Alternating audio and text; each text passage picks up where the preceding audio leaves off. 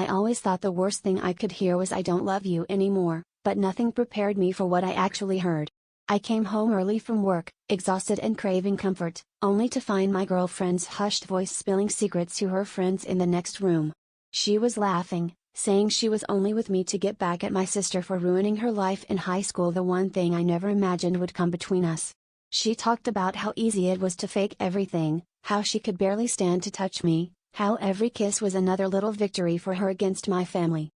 My chest burned as I listened, frozen in the hallway, every word hammering at memories I thought were real.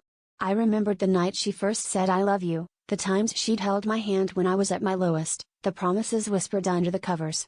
It all felt poisoned now, every memory tainted by her laughter echoing off the walls. I wanted to storm in, to scream, to demand answers, but instead I walked out, slamming the door behind me so hard the windows rattled.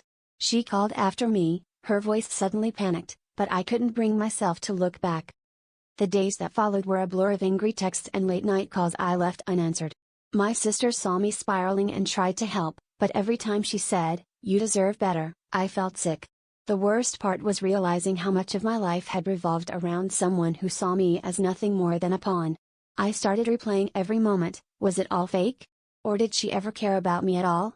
The betrayal felt like a physical wound, one that wouldn't stop bleeding no matter how much I tried to ignore it.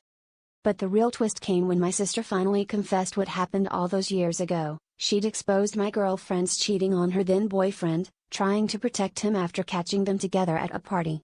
Suddenly, it made sense. My girlfriend hadn't really wanted me, she wanted revenge on the person who'd ruined her own secret life.